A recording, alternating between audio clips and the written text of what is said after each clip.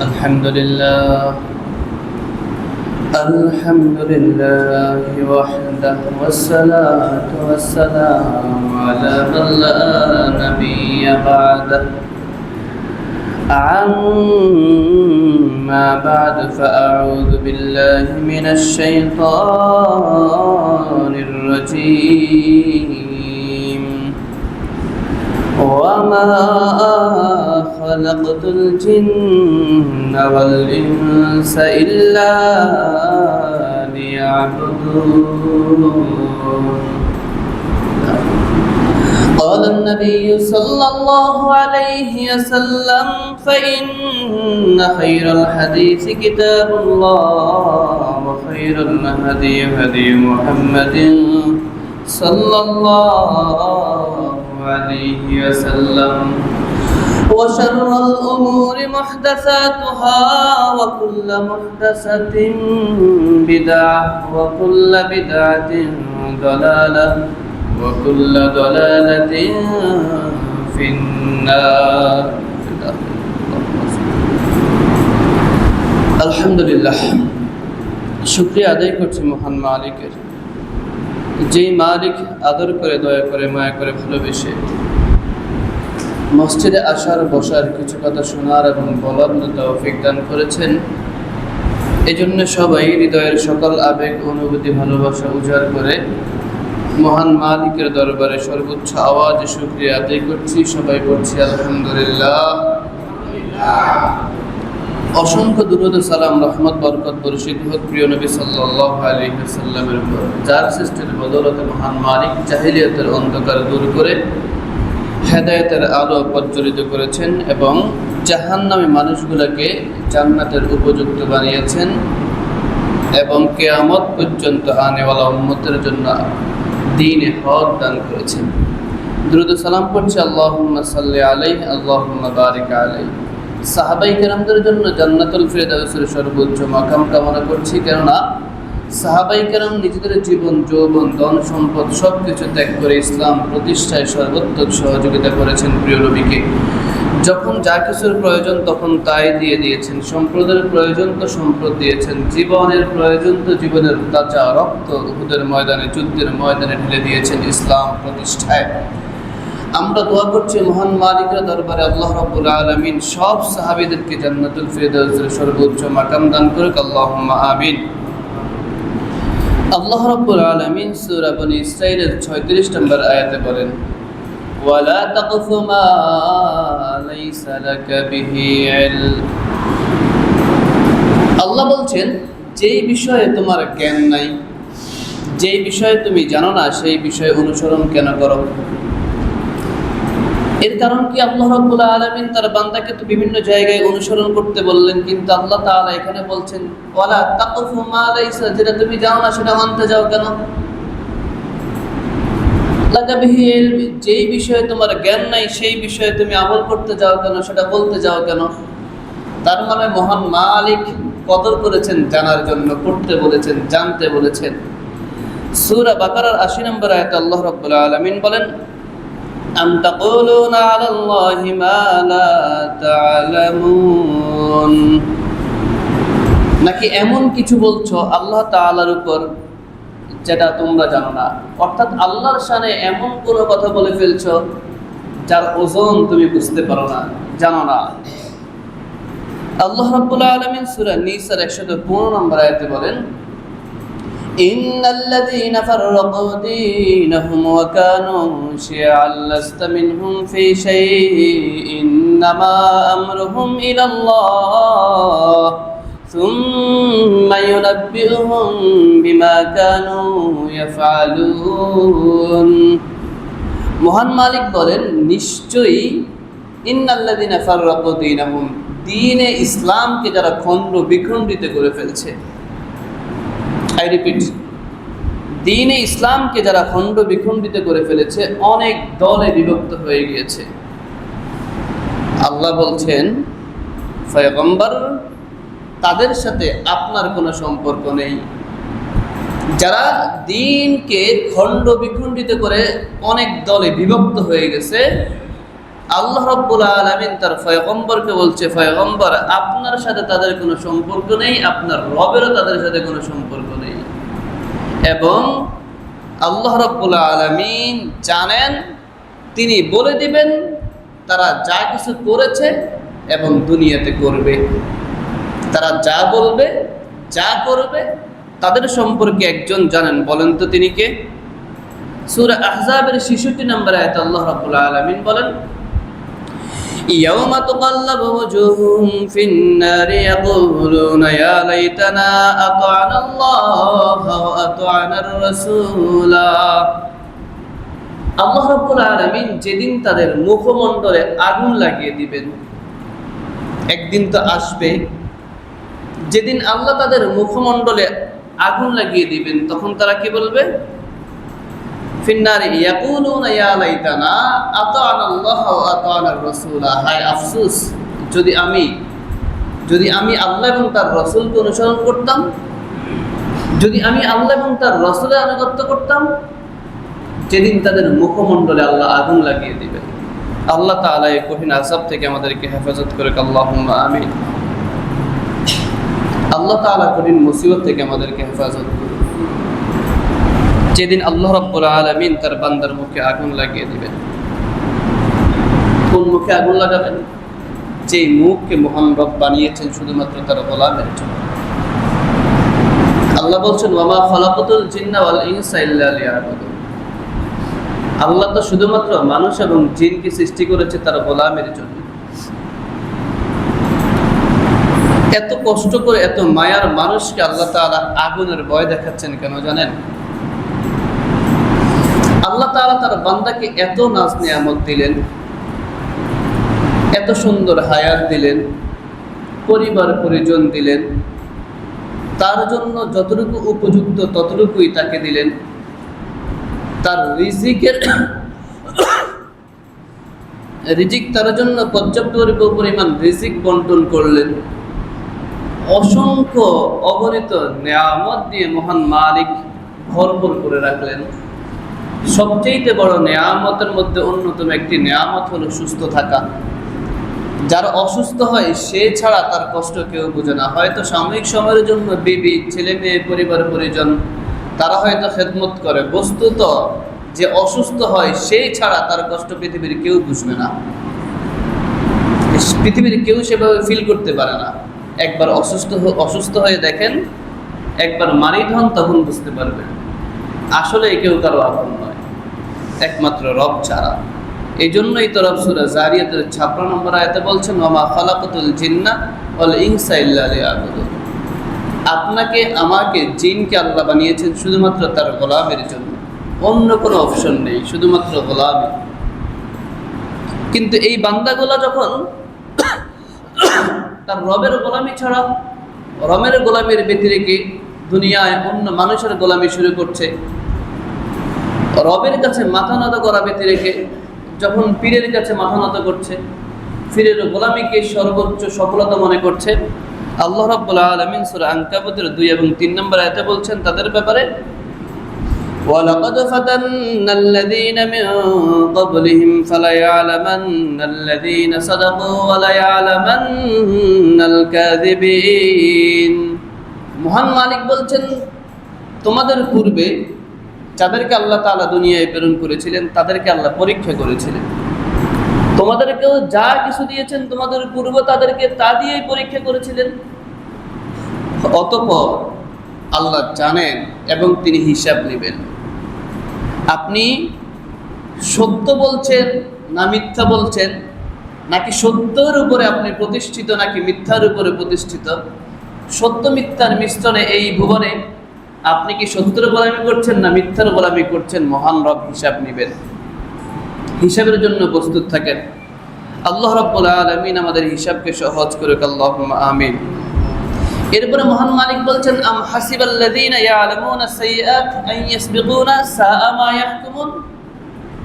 তারা যারা খারাপ কাজ করে, যারা মন্দ কাজ করছে, তারা কি এটা ভেবে নিয়েছে যে তারা আল্লাহর চাইতে অনেকটাই বেড়ে যাবে, তারা আল্লাহর চাইতে অনেক বেশি এগিয়ে যাবে, তাদেরকে আল্লাহ পাকড়াও করতে পারবেন না, আল্লাহ তাদেরকে ধরতে পারবেন না? তারা কি এই ভেবে খারাপ কাজ করছে, মন্দ কাজ করছে? আল্লাহর নাফরমানিতে লিপ্ত আছে। সূরা যুখরুফের 40 নম্বর আয়াতে বলেন, আফাআনতা তুসমিউস সুম্মা আও তাহদিল উমিয়া ওয়া মান কানা ফী দালালিম মুবিন। মহান মালিক বলছেন, মূল পয়েন্ট এবং মোস্ট ইম্পর্টেন্ট, আল্লাহ বলছে আফাআনতা তুসমিউস সুম্মা, পয়গম্বর যারা বধির, যারা কানে শুনে না, তাদেরকে কি আপনি শোনাতে পারবেন? আফাআনতা তুসমিউস সুম্মা আও তাহদিল উমিয়া, যারা চোখে দেখে না, তাদেরকে কি আপনি চোখে দেখাতে পারবেন? ওয়া মান কানা ফী দালালিম মুবিন, যারা স্পষ্ট পথভ্রষ্টতায় লিপ্ত, তাদেরকে কি আপনি হেদায়েত দিতে পারবেন? আই রিপিট, বুঝার জন্য বলছি, আল্লাহ রাব্বুল আলামিন তার বান্দা সম্পর্কে জানেন। আপনি আমি কোন হালতে কোন চিন্তা লালন করছি, কি করছি, কি করব, সবকিছু সম্পর্কে মহান রব জানেন।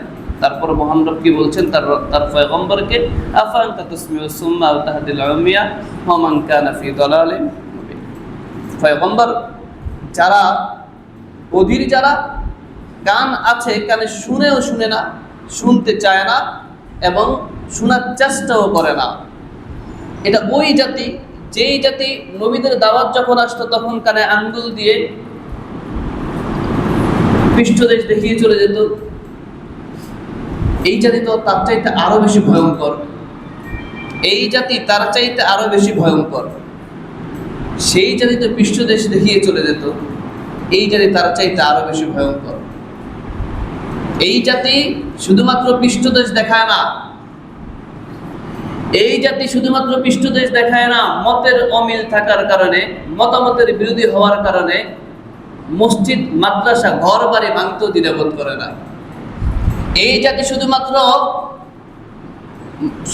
শুধুমাত্র কানে শুনেও শুনে না, দেখেও দেখে না, বিষয়টা এমন নয়, এতটুকু সীমাবদ্ধ নয়।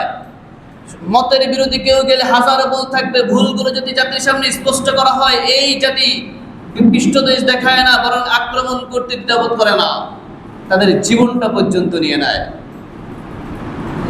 আল্লাহ বলছে স্পষ্ট পথভ্রষ্টতায় লিপ্ত যারা, আও তাহদিল উমিয়া ওয়া মান কানা ফী দালালিম মুবিন, স্পষ্ট পথভ্রষ্টতায় লিপ্ত যারা, তাদেরকে কি আপনি হেদায়েত দিতে পারবেন? হেদায়েত কি এত শক্ত, এত মামুলি বিষয় যে পয়গম্বর পৃথিবীর সবচেয়ে পাওয়ারফুল ম্যান, আল্লাহ রাব্বুল আলামিন তার জবানকে এত শিরিন জবান করেছেন, তার চেহারাকে এত শিরিন করেছেন, চেহারা দেখলেই তো, তার কণ্ঠ শুনলেই তো, তার তেলাওয়াত শুনলেই তো মানুষ আকৃষ্ট হয়ে যেত। তারপরেও তো নিজের চাচাকে হেদায়েত দিতে পারেন নাই, যে অনেক বেশি কাফেরদের মধ্যে সবচেয়ে বেশি মহব্বত করতেন, হেদায়েত কি এত মামুলি বিষয়? তাহলে আপনি চিন্তা করছেন কি করে যে আপনি সহিহ আকীদা গ্রহণ করছেন, আপনার বাবা আপনাকে মেনে নেবে আর আপনি তাকে বললে সে বুঝে নেবে? আপনি এই চিন্তা লালন করছেন কি করে যে আপনি চিন্তা করলেন যে আপনি কোরআন হাদিসের বুঝতে নেবেন, পৃথিবীর তথাকথিত কোনো দল, কোনো ব্যক্তির মত আপনি নেবেন না। আপনি ১৫০০ বছর পূর্বে পয়গম্বর যে ইসলামটাকে সাজিয়ে দিয়েছেন, আল-ইয়াওমা আকমালতু লাকুম ওয়া আতমামতু আলাইকুম নি'মাতি ওয়া রাদিতু লাকুমুল ইসলামা দীনা, যে আয়াতের মাধ্যমে আল্লাহ রাব্বুল আলামিন দ্বীন হককে পরিপূর্ণ করেছেন। সাহাবায়ে কেরাম যে দ্বীনের উপরে পুরো জিন্দেগি বিলীন করে দিয়েছেন, তাবেঈন যে দ্বীনে হকের উপরে পুরো জীবন বিলীন করে দিয়েছেন, তো তাদের ইসলাম মানতে, তাদের দুনিয়ায় জান্নাতের সার্টিফিকেট পেতে কোনো পীরের মুরিদ হতে হয় নাই। তাদেরকে দুনিয়ায় জান্নাতের সার্টিফিকেট পেতে হলে কোনো পীরের কাছে ধর্ণা দিতে হয় নাই, কোনো পীরের মাওয়ায়েজ পড়তে হয় নাই। আমার কাছে একটা মাওয়ায়েজ কিতাব আছে, একটু পরে বলছি। তারা ইসলাম মানতে, দুনিয়ায় জান্নাতের সার্টিফিকেট পেতে হলে, দুনিয়ায় জান্নাতের উপযুক্ত হলে, পৃথিবীর সবচেয়ে সেরা সোনার মানুষ, সূরা বাকারা আল্লাহ বলছে উলাইকা হুমুল হক, তারা হকের উপর প্রতিষ্ঠিত হয়ে গেছে। পৃথিবীর সবচাইতে মিয়ারে হক সাহাবায়ে কেরাম, তাদের বিষয়ে কলম ধরার কোনো জায়গা নাই। প্রত্যেকটা সাহাবায়ে কেরাম সত্যের উপর প্রতিষ্ঠিত। ওই সাহাবায়ে কেরাম যদি পীরের মুরিদ না হয়ে জান্নাত পেতে পারে, পীরের মুরিদ না হয়ে যদি পৃথিবীর সর্বশ্রেষ্ঠ মানুষ হতে পারে, দ্বীনে হকের উপর প্রতিষ্ঠিত হতে পারে, তথাকথিত তন্ত্রমন্ত্রের কাছে, বড় হুজুরের কাছে ধর্ণা না দিয়ে যদি তারা পৃথিবীর সর্বশ্রেষ্ঠ মানুষ হতে পারে, শুধুমাত্র কোরআন এবং হাদিস মেনে, কোরআন এবং হাদিসের বুঝ নিয়ে কোরআন হাদিস দিয়ে জীবন সাজিয়ে, কোরআন হাদিস দিয়ে আখিরাত সাজিয়ে, কোরআন হাদিসের উপরে প্রতিষ্ঠিত রেখে পুরা পরিবার সহ যদি পৃথিবীর সর্বশ্রেষ্ঠ জাতি হিসেবে সারা পৃথিবীতে সোনালী যুগের নতুন অধ্যায় রচনা করতে পারে, কোন জাতি? যেই জাতিকে জাহিলিয়াতের যুগের বলা হয়। আর হযরত ওমর তো জাহিলিয়াতের যুগের মানুষ ছিল, হযরত আবু বকর সিদ্দিক তো জাহিলিয়াতের যুগের মানুষ ছিল। পৃথিবীর নিকৃষ্ট যুগের অধ্যায় তারা রচনা করেছে।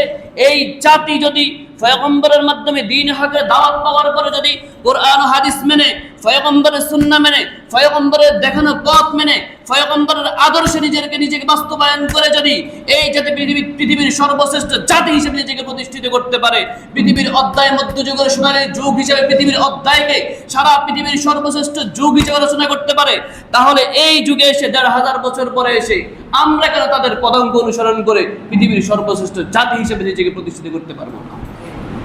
তাহলে আমরা কেন পারবো না? আর আমরা তো পৃথিবীর সর্বশ্রেষ্ঠ জাতি ছিলাম। এই যে আমরা তো পৃথিবীর সর্বশ্রেষ্ঠ সোনালী অধ্যায় রচনা তো আমরা করেছিলাম। এই জাতিকে জাহিলিয়াতের অন্ধকারের ঘোর কাটিয়ে আলোর পথ এই জাতিকে আমরা দেখিয়েছিলাম, আমাদের পূর্বপুরুষরা দেখিয়েছিল, আমাদের পূর্বপুরুষরা দেখিয়েছিল। তাহলে কেন আজকে আমরা এত দলে বিভক্ত হয়ে গেছি? কেন ইন্নাল্লাযীনা ফাররাকু দীনাহুম? কারণ আমাদেরকে শেখানো হচ্ছে, আমাদেরকে নিজেদের সত্তান্বেষী জাতি, নিজেদের স্বার্থ উদ্ধার করার জন্য ইতিহাস শিক্ষা দিচ্ছে। আজকে জগৎ বিখ্যাত ইমাম কারকি রাহিমাহুল্লাহ থেকে শুরু করে হানাফি অনেক আলেমরা স্বীকার করতে বাধ্য হয়েছে, আনোয়ার শাহ কাশ্মীরি রাহিমাহুল্লাহ তিনি স্বীকার করতে বাধ্য হয়েছে, তৈয়ব শাহ রাহিমাহুল্লাহ তিনি স্বীকার করতে বাধ্য হয়েছে, যারা দেওবন্দের নতুন মসনদ তৈরি করেছে ব্রিটিশদের বিরুদ্ধে গিয়ে দেওবন্দের মসনদ তৈরি করে এই জাতিকে নতুন অধ্যায় যারা তৈরি করেছে, ব্রিটিশ বিরোধী আন্দোলনের শিক্ষাটাকে যারা মজবুত করেছে, এই জাতিকে নতুন করে আন্দোলন করতে যারা শিখিয়েছে, তারা স্বীকার করে গিয়েছে তাদের কিতাবে এই জাতি পৃথিবীর সর্বশ্রেষ্ঠ জাতি ছিল, এই জাতি পৃথিবীর সর্বশ্রেষ্ঠ জাতি ছিল, সোনালী জাতি হিসেবে সারা পৃথিবীতে সর্বশ্রেষ্ঠ জাতি ছিল, যাদেরকে দেখার জন্য পৃথিবীর ইহুদি খ্রিস্টানরা আসতো, যাদের শুধুমাত্র সৌন্দর্য দেখার জন্য পৃথিবীর বিভিন্ন মানুষগুলো আসতো। এই জাতি তো সেই জাতি ছিল। ইতিহাস কি বলছে? সাহাবায়ে কেরাম, একজন সাহাবী ইহুদির কাছ থেকে ঘোড়া কিনেছে, ইহুদি ঘোড়া বিক্রি করার জন্য বাজারে এনেছে, সাহাবী তার কাছ থেকে ঘোড়া কিনেছে। ঘোড়া কেনার পর বাড়িতে আসলেন, বাড়িতে আসার পর বিবিকে জিজ্ঞাসা করলো, দেখো তো ঘোড়াটা সুন্দর কিনা? হ্যাঁ অনেক সুন্দর। ঘোড়ার দাম কত হয়েছে? 700 টাকা। বিবি বলল, তুমি তো দোকানদারকে ঠকিয়ে দিয়েছ, এই ঘোড়ার দাম কোনোভাবে 700 হতে পারে না, এই ঘোড়ার দাম তো আরো বেশি, মিনিমাম 800 টাকা হবে। সাহাবী কি করলেন? বিবিকে বললেন, আরো 100 টাকা দাও, 100 দিরহাম দাও। 100 দিরহাম নিয়ে চলে গেলেন বাজারে, গিয়ে দেখলেন যে ওই ইহুদি বিক্রেতা নাই। তাহলে ইহুদি বিক্রেতার বাড়ি কোথায় খুঁজে বের করলেন, খোঁজ লাগালেন, আশেপাশের মানুষকে জিজ্ঞাসা করলেন, একজন দেখিয়ে দিল ইহুদি বিক্রেতার বাড়ি অমুক জায়গায় অমুক গ্রামে। তিনি চলে গেলেন ইহুদি বিক্রেতার বাড়িতে, গিয়ে বললেন, ভাই ঘোড়া বিক্রি করছে ওরা ইহুদি, ঘোড়ার দাম জানো না? ঘোড়ার দাম 700 টাকা বিক্রি করেছে, ঘোড়ার দাম আমার বিবি বলছে 800 টাকা, নাও 100 টাকা নিয়ে যাও। সুবহানাল্লাহ। 100 টাকা দিয়ে চলে আসছেন, ঘোড়া নিয়ে বিকেলে মাঠে চড়াতে গেলেন। অন্যান্য সাহাবায়ে কেরাম বন্ধুরা সবাই ঘোড়া নিয়ে আসছে চড়াতে। জিজ্ঞাসা করলে, এত সুন্দর ঘোড়া তুমি কত দিয়ে কিনেছ? বলতেছে 800 টাকা। হায় হায়, যে ব্যক্তি ঘোড়া বিক্রি করেছে তার মনে হয় সমস্যা হয়েছে, অসুস্থ ছিল কোনোভাবেই, নতুবা এত কম দামে ঘোড়া বিক্রি করছে কেন? ঘোড়ার দাম তারও বেশি হতে পারে। তিনি বাড়িতে চলে গেলেন, ঘোড়ার পিঠে ছোঁয়ার হয়ে বাড়িতে চলে গেলেন। আবার বিবিকে বললেন, আরো 100 দিরহাম দাও। আরো 100 দিরহাম নিয়ে ইহুদির বাড়িতে চলে গেলেন। ইহুদিকে গিয়ে আবার ধমক দিয়ে বললেন, বেটা ঘোড়া বিক্রি করস, ঘোড়ার দাম জানোস না? এই নিয়ে আরো 100 টাকা, ঘোড়ার দাম 900 টাকা। সুবহানাল্লাহ। এটা মুসলমান। আমরা তো সেই জাতি। ইহুদি এই সৌন্দর্য দেখে তো অবাক হয়ে গেছে, হ্যাঁ এটা মুসলমান। মুসলমানের যদি মুসলমান হয়, ইহুদি বলছে, হায় মুসলমানের আখলাক যদি এটা হয়, এটা যদি মুসলমানের আখলাক হয়, তোমাদেরকে আখলাক কে শিখিয়েছে? আমাদেরকে এই আখলাক আমাদের প্রিয় নবী সাল্লাল্লাহু আলাইহি ওয়াসাল্লাম শিখিয়ে গিয়েছে। ইহুদি বলতেছে, হায় এত সুন্দর আখলাক যদি মুসলমানের হতে পারে, তাহলে ইহুদি ধর্ম আমাদেরকে যুগের পর যুগ শুধু মিথ্যার বিভ্রান্তি শিখিয়েছে, আমাকে মুসলমান বানিয়ে দাও। পুরা পরিবার সহ ইহুদি মুসলমান হয়ে গেছে। এটা তো মুসলমানের সৌন্দর্য। এটা মুসলমান তো এমন ছিল, এক ইহুদি মদিনায় আসছে মুসলমানের সৌন্দর্য দেখার জন্য। আসার পরে দেখলো যে মুসলমান দোকানদার বিক্রি করছে, আজান দিয়ে দিয়েছে, সালাতের সময় হয়ে গেছে, দোকান বন্ধ করে ফেলতেছে। এখন অন্য একজন কাস্টমার এসে বলতেছে, ভাই আমাকে এই জিনিসগুলো দাও। বলতেছে, না আমি আর বিক্রি করতে পারবো না, আমার ওই পাশের দোকানদার ইহুদি ভাই সারাদিন সে বিক্রি করে নাই, আমি খেয়াল করেছি তার দোকানে তেমন কাস্টমার নাই, তুমি বরং তার দোকানে চলে যাও, তারও কিছু বিক্রির দরকার আছে, তারও কিছু বিক্রির দরকার আছে। মুসলমান কাস্টমার পাঠাচ্ছে ইহুদির দোকানে। আমরা সেই মুসলমান, আমরা তো সেই জাতি ছিলাম, কিন্তু আমাদেরকে পদস্খলন কে শিখিয়েছে? কেন মুসলমানদের এই অধঃপতন? কে শিখিয়েছে আমাদেরকে অধঃপতন? আমরা তো সেই জাতি ছিলাম। মুসলমান, এখন মুসলমানদের মা বোনরা তো রাস্তায় প্রতিযোগিতা করছে কে কার চাইতে বেশি সৌন্দর্য প্রদর্শন করতে পারে। নারীদের জায়গা তো নাই, আছে?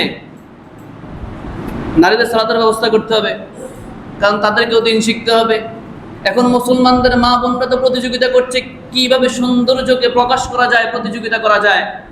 রাস্তাঘাটে এমন বহুত নারীকে আপনি দেখবেন যে বৃদ্ধ নারী বোরকা পড়ছে, হাত মোজা পড়ছে, লজ্জা এই নারীর জন্য তার যুবতী মেয়েকে 3 পিস পরিয়ে কি সুন্দর একেবারে গেট আপ দিয়ে রাস্তায় বের করছে, প্রতিযোগিতা করছে কিভাবে ওই যে কি বলে নতুন প্রোডাক্ট মার্কেটে লঞ্চ করেছে, নিজে তো ডেট ওভার হয়ে গেছে, নিজে এই জন্য বোরকার হাত মোজা পরে রাস্তায় ঘুরছে, আর যুবতী মেয়েকে রাস্তায় দেখাচ্ছে নতুন প্রোডাক্ট, নতুন কোম্পানির প্রোডাক্ট লঞ্চ হয়েছে, দেখে নাও। নিজের মেয়ের, নিজের স্ত্রীর সৌন্দর্য দেখা যায়, আফসোস ওই যুবক ভাইদের জন্য তো আফসোস, আর ওই মায়ের জন্য তো আফসোস যে তুমি তো ডেট ওভার হয়ে গেছো, তোমার দিকে তাকাবে কে? তুমি বোরকা পিনলে, হাত মোজা পা মোজা না পড়লে তোমার দিকে তাকাবে কে? যুবকদের তার মাথা নষ্ট হয় নাই, তোমার পাশে যুবতী মেয়ে রেখে তোমার দিকে তাকাবে? নিজে বোরকা পড়ছো, অথচ নিজের যুবতী মেয়েকে রাস্তায় ছেড়ে দিয়েছো। লজ্জা। বহুত হাদিস শব্দ দেখা যায়, বহুত দাড়িওয়ালাকেও দেখা যায় যে দাড়িওয়ালা নিজের মেয়েকে, যাই হোক, পাশে একজন নারীকে নিয়ে রাস্তায় হাঁটছে, খেয়াল করলে দেখবেন লজ্জা হয়, তখন কষ্ট হয় যে এই জাতির অধঃপতনের জায়গাটা কোথায়, কতটুকু নিচে নেমে গেছে এই জাতি। যে জাতি নিজের জাতিসত্তা জানে না, হায় একজন মানুষের বিবেক কতটুকু নিচে, কত পৌঁছে গেলে সে তার নারীকে, সে তার স্ত্রীকে রাস্তায় নামায়, কতটুকু বিবেক পৌঁছে গেলে তার মাথায় এই সামান্য পরিমাণ বিবেক কাজ করে না। আমার নারী, আমার মা, আমার বোন, আমার স্ত্রী রাস্তায় নামবে, রিক্সাওয়ালা দেখে টিটকারি মারবে, হায় লিপস্টিক আমার, মেকআপ আমার, সব ড্রেস আমার, সব কিছু আমার টাকায় কেনা, সব কিছু দিয়ে সাজুগুজু করে আমার মেয়ে, আমার নারী, আমার স্ত্রী রাস্তায় নামবে, আর সৌন্দর্য দেখে রিক্সাওয়ালা টাস্কি মারবে, সিএনজিওয়ালা টাস্কি মারবে, রাস্তার পথের পথিক টোকাই দেখবে টাস্কি মারবে। হায় হায়, কি লজ্জা, কি লজ্জা এই জাতি। আমার মেয়ে আমার স্ত্রীকে দেখে স্বপ্ন দেখবে, আরেকজনের ঘুম চোখ জাগবে, আরেকজনের ঘুম হারাম হবে। হায় কি লজ্জা! এই জাতির লজ্জা হারিয়ে গেছে, এই জাতির লজ্জা হারিয়ে গেছে। যেখানে পানি নাই সেই জায়গায় ডুব দিয়ে মরা উচিত, কচু গাছের সাথে পাশি দিয়ে মরা উচিত। যে আপনার মেয়েকে, আপনার নারীকে, আপনার স্ত্রীকে অন্য একজন পুরুষ দেখে মজা নিচ্ছে, রাতের ঘুম হারাম করছে, আপনার তো লজ্জা থাকা উচিত। আস্তাগফিরুল্লাহ। আর কি করে বললে আপনারা বুঝবেন সেটা আল্লাহ ভালো জানে। আল্লাহ রাব্বুল আলামিন আমাদের সকলকে হেদায়েত নসিব করুক, আল্লাহুম্মা আমিন। হে মুসলমান, আমি আপনাদের দিনী ভাই, মনের ভিতরে আবেগ ভালোবাসা নিয়ে আপনাদের সামনে দাঁড়িয়েছি শুধুমাত্র বোঝার জন্য। আমি নিজে বুঝতে চাই, আপনাদেরকে বোঝাতে চাই, কারণ আপনার রব আপনাকে ধরবেন, আপনার রব আপনাকে ছেড়ে দিবেন না, আপনার রব আপনাকে ছেড়ে দিবেন না।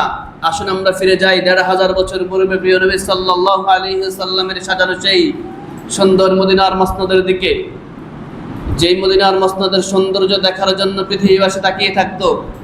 মদিনার মসনদটা এমন ছিল, ইতিহাস কি বলছি আপনারা দেখবেন, অটোমান সাম্রাজ্য এমন ছিল যে প্রত্যেকটা ঘরের সামনে 2টা দরজা ছিল, 2টা কবজা ছিল, একটা ছোট একটা বড়। কোনো পুরুষ যদি ঘরে আসতেন, বড় কবজায় নক করতেন, ভিতর থেকে বুঝতো যে কোনো পুরুষ আসছে, পুরুষরা এসে দরজা খুলতো। আর যদি কোনো মহিলা আসতেন তাহলে ছোট কবজায় নক করতেন, তাহলে ভিতর থেকে বুঝতো যে মহিলা আসছে, কোনো মহিলা এসে রিসিভ করত। কিন্তু আমরা এখন চলে গেছি কোথায়? বহুত শাশুড়িরা আছে, মেয়ের জামাইকে আপ্যায়নের জন্য ছেলের বউকে পাঠায়, আছে না? ভাবি আর দেবরের সম্পর্ক ভাই বোনের মতো। ভাবিকে স্কুলে পাঠাতে, বাবার বাড়িতে পাঠাতে আনতে দেবরকে পাঠায়। এমন হাজার নির্লজ্জতায় যখন ছড়িয়ে গেছে এই জাতি, তাহলে ওই যে পুরা গায়ে কত আপনি মলম দিবেন, কত পুরাটা সব চরচর হয়ে গেছে, নষ্ট হয়ে গেছে সব কিছু। মুসলমানের জাতিসত্তা হারিয়ে গেছে। আমাদেরকে আমাদের আকীদার ক্ষেত্রে যেমনভাবে আঘাত করা হয়েছে যুগ যুগ ধরে নতুন ষড়যন্ত্রে, আমাদের আমলের ক্ষেত্রে আঘাত করা হয়েছে, চূর্ণ বিচ্ছিন্ন করে দিয়েছে আমাদের স্বচ্ছ আকীদা, চূর্ণ বিচ্ছিন্ন করে দিয়েছে আমাদের আমল, প্রত্যেকটা আমল চূর্ণ বিচ্ছিন্ন করে দিয়েছে আমাদের জাতিসত্তা, চূর্ণ বিচ্ছিন্ন করে দিয়েছে আমাদের সংস্কৃতি। প্রত্যেকটা সংস্কৃতির প্রত্যেকটা জায়গায় ঢুকিয়ে দিয়েছে হিন্দু সংস্কৃতি। বিবাহ শুরু হয় হিন্দুদের সংস্কৃতি দিয়ে, বিবাহ শেষ হয় হিন্দুদের সংস্কৃতি দিয়ে। আজকে হিন্দুরা নতুনভাবে চক্রান্ত করছে, হিন্দুদের চক্রান্ত দিয়ে একদিন ধরে নয়।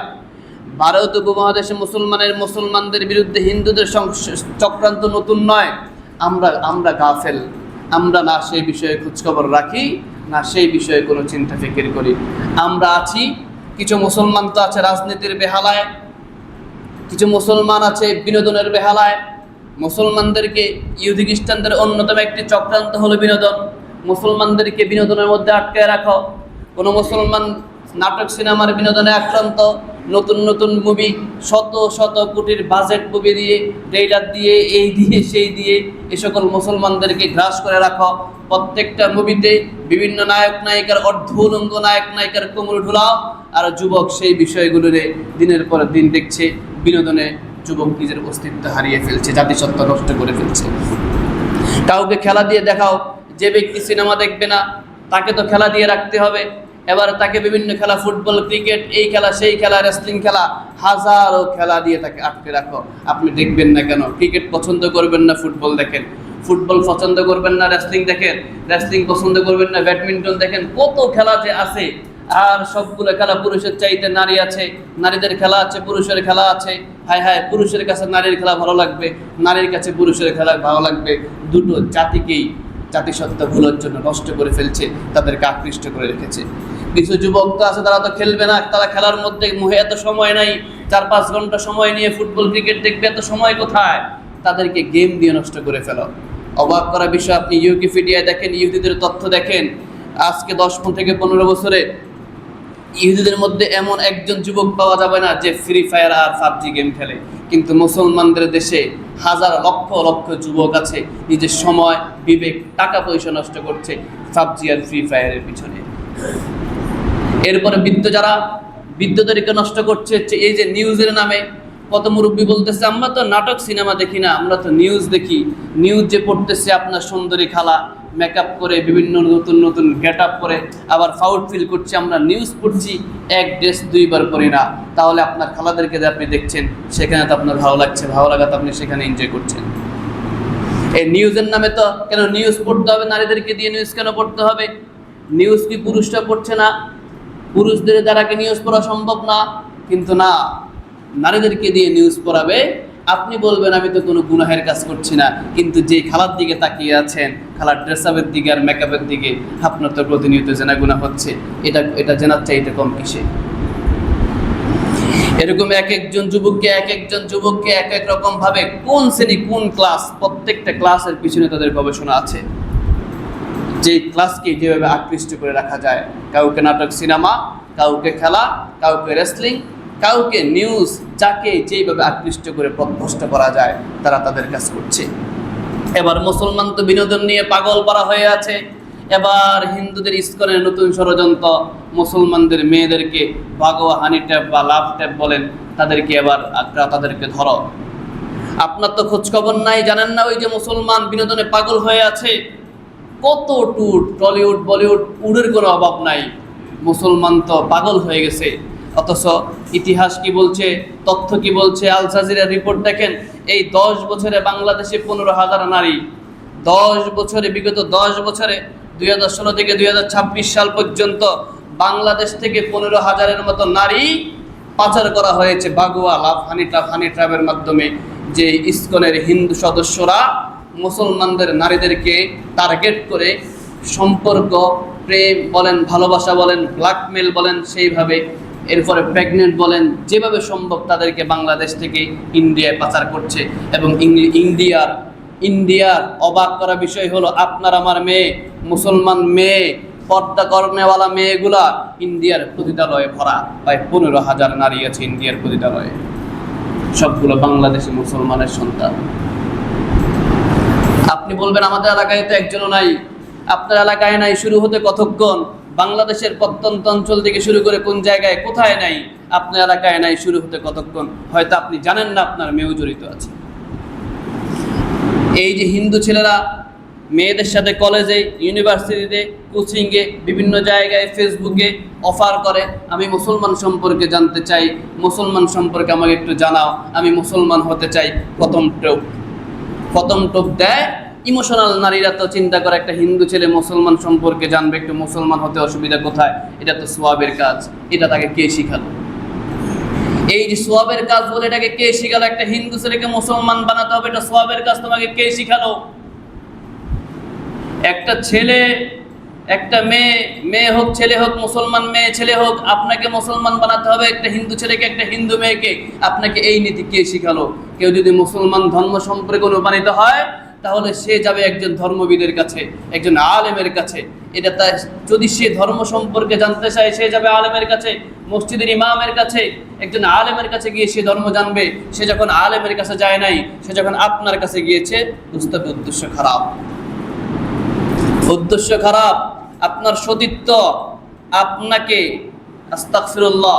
এরপরে তারা প্রেমের অফার দেয়, এরপরে ওই যে ধর্ম সম্পর্কে জানতে চায়, বলে আমাকে ধর্ম সম্পর্কে জানা, আমি মুসলমান হব। নামে মাত্র মুসলমান হয়, কালেমা পরে বিভিন্ন জায়গায় গিয়ে নামমাত্র মুসলমান হয়, এবং মেয়েদের সাথে আস্তে আস্তে একটা সম্পর্ক তৈরি করে বিভিন্ন বাসায়, বিভিন্ন জায়গায় নিয়ে যায়। বন্ধু বান্ধবরা মিলে এটাকে যাইয়ে বলে, গণদর্শন বলেন, যেভাবে করেন, গোপনে ভিডিও করে রাখে। গোপনে ভিডিও করে রাখার পর এটাকে সোশ্যাল মিডিয়ায় আপলোড করে দিবে। এই ব্ল্যাকমেল করে বাংলাদেশে প্রতি বছর অসংখ্য মেয়েদেরকে তারা দর্শন করছে এবং ইন্ডিয়ায় পাচার করছে। সুযোগ থাকলে পাচার করছে, সুযোগ না থাকলে দর্শন করছে। মেয়েরা না পারছে বলতে, না পারতে সহ্য করতে। বাংলাদেশে প্রতি বছর অসংখ্য আপনার আমার মা বোনরা, মেয়েরা দর্শিত হচ্ছে, শিকার হচ্ছে। হিন্দুদের ইস্কনের বিরুদ্ধে কিছু বললে আপনি ফেসবুকে, ইউটিউবে ভিডিও ছাড়েন, তাদের বিরুদ্ধে কোনো কথা বলেন, দেখবেন আপনার চ্যানেল রিমুভ হয়ে যাবে, ব্যান্ড হয়ে যাবে। কারণ এটা আন্তর্জাতিক চক্রান্ত মুসলমানদের বিরুদ্ধে। আমরা মুসলমানরা গাফেল, আমাদের কথা কে বলবে? মুসলমান তো জাতিসত্তা, সারা পৃথিবীতে 200 কোটি মুসলমান। আমরা ফাউট ফিল করে বলছি 96 ভাগ 92 ভাগ মুসলমানের বাংলাদেশ। আমাদের স্বাধীনতা কোথায়? আমাদের কথা কে বলবে? প্রত্যেকটা জায়গায় তো হিন্দু, খ্রিস্টান, ইহুদিরা দখল করে আছে। মুসলমানদের জাতিসত্তা কোথায়? মুসলমানদের একক নেতৃত্ব কোথায়? মিডিয়ার কথা বলবেন, আমাদের তো মিডিয়ার অভাব নাই। বাংলাদেশে বহুত আন্তর্জাতিক মিডিয়া আছে, মুসলমানদের মিডিয়া কোনটা বলেন? আজকে একটা শিল্পী নিয়ে, মমতাজ নিয়ে একটা শিল্পী নিয়ে কনসার্ট করেন, মানুষ যদি হয় 500-1000 একটা কনসার্ট করেন, দেখবেন মিডিয়াগুলা ধুম পাগল হয়ে গেছে এই নিউজগুলো কভার করার জন্য। সারাদিন 24টা ঘন্টা 24 আওয়ার সেখানে তারা আছে, রেডি আছে। শিল্পী টয়লেটে গিয়েছে, শিল্পী এটা করেছে, ওটা করেছে, গাড়ি থেকে নেমেছে, সব নিউজ কভার হচ্ছে। কিন্তু শেখ আব্দুর রাজ্জাক বিন ইউসুফ সাহেবকে পরের দিন ওই মাঠে এনে মাহফিল করান, ডক্টর আসদুল্লাহ গালিব কানেন বড় বড় আলেমকে এনে মাহফিল করান। মিডিয়াগুলো সবগুলো মরে গেছে, একটা নিউজও কভার করবে না। আমাদের কথাগুলো বলবে কি? মুসলমানরা পদে পদে লাঞ্ছিত, অপমানিত হচ্ছে, মুসলমানদের কথা বলছে কে? মুসলমানের কোন বিষয়টা মিডিয়া হাইলাইট করছে? সারা বাংলাদেশে ইসলামপন্থীরা, মুসলমানরা কত কাজ করছে। এই যে কক্সবাজারে মুসলমানরা ত্রাণ নিয়ে গিয়েছে, আপনারা সহযোগিতা করেছেন। বাংলাদেশের বিভিন্ন প্রতিষ্ঠান, সব ধরনের, কওমি বলেন, হানাফি বলেন, দেওবন্দি বলেন, মাজারপন্থী, কবর গুজারি, তারা সারা বছর মানুষের কাছ থেকে নিলেও কয়েকজন গিয়েছে। যদিও বড় বড় খানকাগুলা, যারা এই যে আফ্রোসি বড় বড় খানকাগুলা, তাদের কাজ হলো নেওয়া, তারা কখনো দেওয়া শিখে নাই। এটা হলো বাংলাদেশের সবচেয়ে বড় দুর্বলতা। আর আমরা মুসলমানরা, ওই যে আবেগে মুসলমান, খন্দকার আব্দুল্লাহ জাহাঙ্গীর সাহেব বহুত আগে বলে গেছেন যে আমরা আবেগে মুসলমান, ধর্ম চিন্তা করে আবেগ দিয়ে। ধর্ম যদি আবেগ দিয়ে চিন্তা না করতাম, তাহলে আমাদেরকে পদে পদে এই জাতি ধোঁকা দিতে পারতো না। বিভিন্ন টুপিওয়ালা, পাঞ্জাবিওয়ালারা ধোঁকা দিতে পারতো না। যদি ধর্মকে ধর্মের জায়গায় রেখে শুধুমাত্র ধর্মকে বিবেক দিয়ে চিন্তা করতাম, কোরআন হাদিস দিয়ে চিন্তা করতাম, তাহলে আমরা ধোঁকায় পড়তাম না। আমরা প্রত্যেকটা জায়গায় আবেগ দিয়ে বিবেচনা করে, এই জন্য প্রত্যেকটা জায়গায় ধোঁকায় পতিত হই। আল্লাহ রাব্বুল আলামিন বিভ্রান্ত জাতির বিভ্রান্ত ধোঁকা থেকে আমাদেরকে হেফাজত করে গেছে, আল্লাহুম্মা আমিন। তাহলে ত্রাণ নিয়ে গিয়েছে, যেখানে মুসলমানরা বিপদে পড়ছে, ওলামায়ে কেরাম ভালো কাজ করছে, কত ভালো কাজ করছে, কত নারীর বিয়ে হচ্ছে না, আমাদের সংগঠনগুলো তাদেরকে সহযোগিতা করছে, কত রকম ভালো কাজ করছে, মানুষের রয়জর আল আউন দেখলাম রক্তের কাজ করছে, জমিয়তে আহলে হাদিস আশ শিফা ব্লাড ডোনেট করছে, ব্লাডের কাজ করছে, এই সকল কাজগুলো করছে, গরিব দুঃখীর পাশে দাঁড়াচ্ছে, কত কাজগুলো জনকল্যাণমুখী মানবতার কল্যাণে ওলামায়ে কেরাম কত কাজ করছে, হোক না সে যে কোনো সংগঠনে, হোক না সেটা আহলে হাদিস, হোক না সেটা হানাফি দেওবন্দি, কিন্তু এদের কথাগুলো প্রচার করছে কি? প্রচার করার মতো একটা ভিডিও খুঁজে পাবেন না একটা ভিডিও। কিন্তু বাংলাদেশে কোথায় দর্শন হয়েছে দেখবেন সেটা ঢালাওভাবে প্রচার করা হচ্ছে। কোথাও কে চুরি করেছে সে ঢালাওভাবে প্রচার করছে, কোথাও কে কিভাবে চুরি করেছে, কোথাও ব্যাংক ডাকাতি করেছে, কোথাও কে হাত পা বেঁধে দর্শন করেছে, কোথাও কি করেছে, দুনিয়ার যত ব্যাড নিউজগুলো সে ঢালাওভাবে প্রচার করা হয়। কেন? কারণ পরবর্তী যুবক যারা তাদেরকে শিখাচ্ছে যে এইভাবেও দর্শন করা যায়, এইভাবেও চুরি করা যায়, এইভাবেও ডাকাতি করা যায়, তারা অনুপ্রাণিত হচ্ছে। দর্শকরা শিখছে কিভাবে দর্শন করা যায়, চোররা শিখছে কিভাবে চুরি ডাকাতি করা যায়, কিন্তু বিচার কোথায়? আলেম বিচার করবে কে? পল্লবীতে একটা মেয়ে, রামিসা নামের একটা মেয়েকে এমন অনেক ঘটনা ঘটেছে, এই যে জবাই করে দেহ আর মাথা আলাদা করে রেখেছে, আস্তাগফিরুল্লাহ। একজন মা কি করে সহ্য করবে তার মায়ের দেহ, তার মেয়ের দেহ কাটা লাশ? একজন বাবা কি করে সহ্য করবে তার মেয়ের এই লাশের দ্বিখণ্ডিত অবস্থা? হাই, চিন্তা করেন যদি এটা আপনার সন্তানের সাথে হতো আপনি কি করতেন?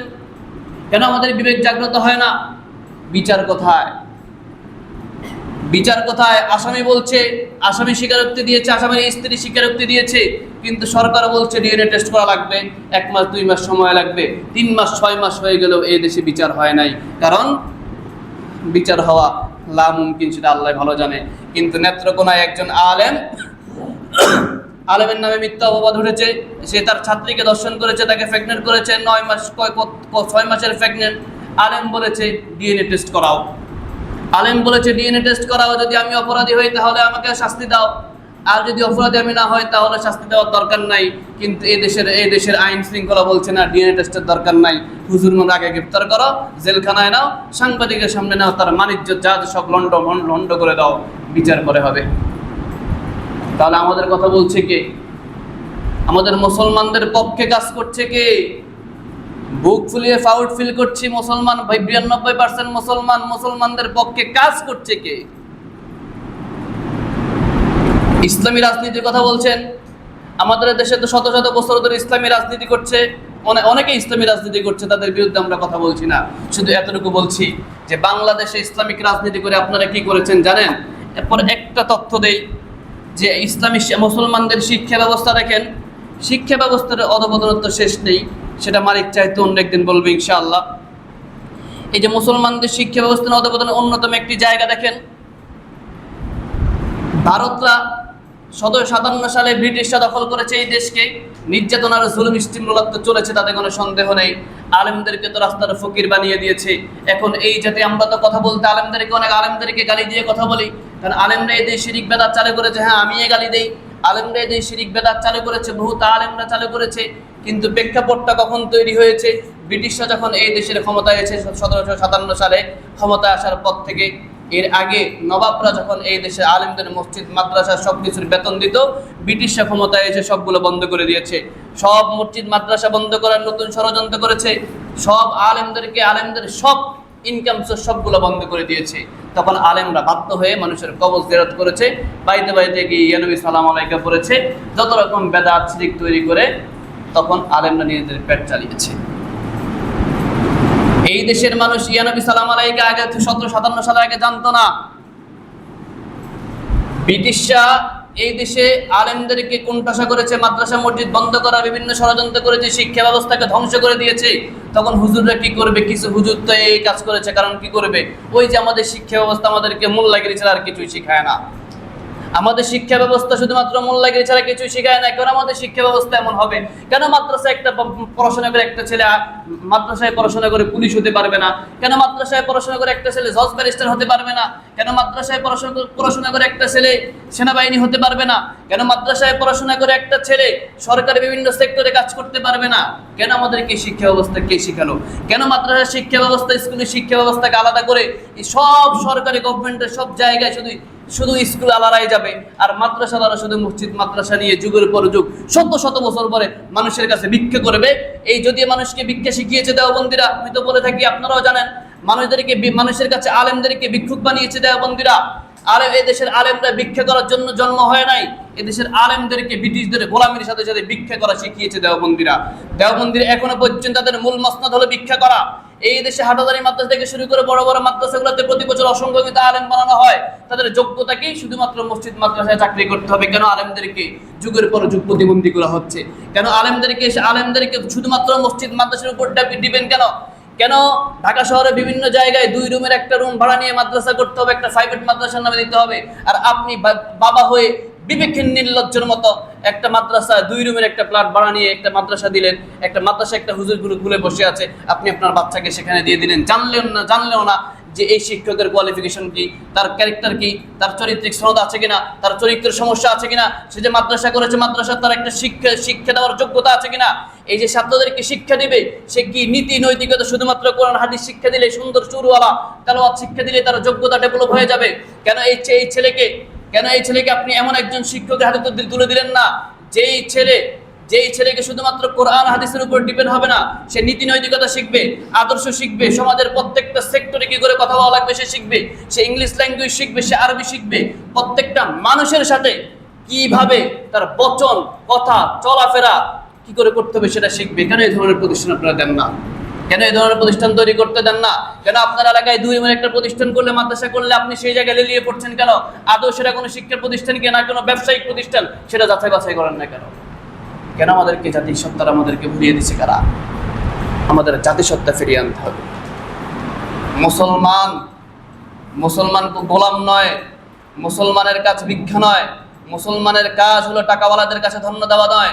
কারণ মুসলমানদের মধ্যে ধনী আছে। হযরত ওসমান রাদিয়াল্লাহু তাআলা আনহু ধনী ছিল, বড় বড় বিখ্যাত সাহাবীরা, অনেক সাহাবীরা ধনী ছিল, অনেক উলামায়ে কেরাম, জগৎ বিখ্যাত 4 জন ইমামের নামে ধর্ম চলছে বাংলাদেশে। বিশেষ করে এরা সবাই তো ব্যবসায়ী ছিল।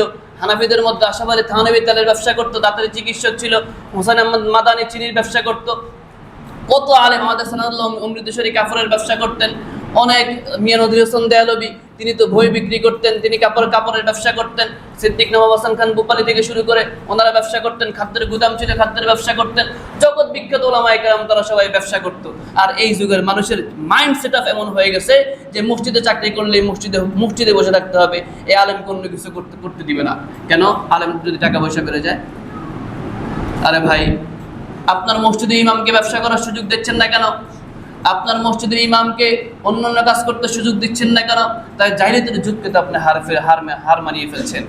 আপনি তো জাতিসত্তা ভুলে গেছেন। মুসলমানদের উচিত এই জায়গা থেকে ফিরে আসা। আল্লাহ রাব্বুল আলামিন সকলকে হেফাজত করে, আল্লাহুম্মা আমিন। অনেক কথা বলে ফেলেছে, ক্ষমা সুন্দর দৃষ্টিতে দেখবেন। আসলে এই যে শেষটা একটা কথা বলি, ওই যে ইসলামিক রাজনীতি যারা করছে বছরের পর বছর ধরে, তারা আমাদের দেশে কি উপকার করেছে জানেন? একটা মজার তথ্য নেন, ইসলামিক রাজনীতি যারা করছে এই দেশে 200 বছর ধরে, তাদের জন্য লজ্জা, আমাদের জন্য মুসলমান হিসেবে লজ্জা। আমাদের শিক্ষা ব্যবস্থার অধপতনের অন্যতম একটি এক্সাম্পল দেখেন, জাতীয়করণ। ব্রিটিশরা এই দেশের উপরে জুলুম করেছে, মানলাম, ব্রিটিশ চলে যাওয়ার পর পূর্ব পাকিস্তান হয়েছে, ভারত হয়েছে, ভারত স্বাধীনতা ফিরে পেয়েছে, কিন্তু মুসলমানদের স্বাধীনতা ফিরে আসে নাই। এরপরে তো পাকিস্তান হয়েছে, পাকিস্তান হওয়ার পর তো মুসলমানরা স্বস্তির ঢেকুর ফেলেছে যে না, ব্রিটিশরা ইন্ডিয়ারা বহুত বছর দাসত্ব করেছে, আমাদেরকে গোলাম বানিয়ে রেখেছে। অন্তত পাকিস্তান হওয়ার পর তো ক্ষমতা মুসলমানদের হাতে এসেছে, মুসলমানরা তো একটু স্বস্তির নিঃশ্বাস ফেলতে পারে যে না, এবার হয়তো মুসলমানদের কপাল খুলেছে। বিপরীতে কি দেখা গেল? পাকিস্তানের শিয়ারা ক্ষমতায় এসে এই দেশের মুসলমানদের উপরে জুলুমি করে গেল, মুসলমানদের 4 আনার উপকার হলো না। এরপরে 1971 সালে যখন বাংলাদেশ ভাগ হলো, তখন এদেশের মুসলমান তো এবারে অন্তত একটু স্বস্তির নিঃশ্বাস ফেলেছে যে না, ব্রিটিশরা গেল, হিন্দুরা গেল, শিয়ারা গেল, এবার তো মুসলমানরা ক্ষমতায় আসছে, এবার হয়তো মুসলমানদের একটু উপকার হবে। কতটুকু উপকার হয়েছে জানেন? আসেন আমরা একটু সমীকরণ করি। যেমন জাতীয়করণ, গভর্নমেন্টের একটা রুলস আছে জাতীয়করণ যদি কোনো প্রতিষ্ঠানে করা হয়, তাহলে প্রতিষ্ঠানের উপর থেকে শুরু করে 4র্থ শ্রেণীর কর্মচারী সবগুলো বেতন সরকার দিবে। প্রতিষ্ঠানের জায়গা থেকে শুরু করে 4 খরচ থেকে শুরু করে যত খরচ আছে ভবন, আবাসন যা সবগুলো গভর্নমেন্ট দেয়। তো 1971 সালের পরে স্কুল, কলেজ, ইউনিভার্সিটি বিভিন্ন জায়গায় জাতীয়করণ করা হয়েছে। তো প্রাইমারি স্কুল বাংলাদেশে জাতীয়করণ করা হয়েছে 65,567টি। 65,567টি। বিপরীতে ইবতেদায়ী মাদ্রাসা কয়টা করেছে জানেন? বিপরীতে ইবতেদায়ী মাদ্রাসা, প্রাইমারির অল্টারনেটিভ ইবতেদায়ী মাদ্রাসা একটাও জাতীয়করণ করা হয়নি। এই বাংলাদেশের 54-56 বছর ইতিহাসে, আগের কথা বাদ দেন, এই 56 বছর ইতিহাসে আমরা পারি নাই আমাদের দেশে মুসলমানদের শিক্ষা ব্যবস্থা উন্নত করার জন্য একটা ইবতেদায়ী মাদ্রাসা জাতীয়করণ করা হয়নি। বেতন প্রাইমারি স্কুলের শিক্ষকদের বেতন হলো এখন 17,000-18,000 স্কেল, আর ইবতেদায়ী মাদ্রাসার শিক্ষকদের বেতন হলো 2,500 টাকা, 2,500 টাকা, অথচ মান কিন্তু সমান। হাই স্কুল দেখেন, হাই স্কুল জাতীয়করণ করা হয়েছে 991টি, বিপরীতে দাখিল মাদ্রাসা জাতীয়করণ একটাও হয় নাই, এখনো একটাও হয়নি। কলেজ জাতীয়করণ করা হয়েছে 3,500টি, বিপরীতে কামিল মাদ্রাসা একটাও জাতীয়করণ করা হয়নি। সরকারি স্কুল জাতীয়করণ করেছে 63টি, বিপরীতে একটাও সরকারি আলিম মাদ্রাসা করা হয়নি।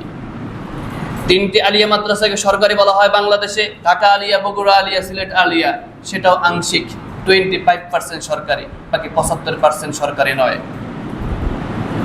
তার মানে স্বাধীনতার এই 56 বছর পরে 1971 সাল থেকে এই পর্যন্ত 50 থেকে 60টা বিশ্ববিদ্যালয় জেনারেলভাবে জাতীয়করণ করা হয়েছে, কিন্তু বিপরীতে 42 বছরে বাংলাদেশে স্বতন্ত্র কোনো আরবি বিশ্ববিদ্যালয় করা হয় না, কিন্তু 50 থেকে 60টা বিশ্ববিদ্যালয় করা হয়েছে জেনারেল।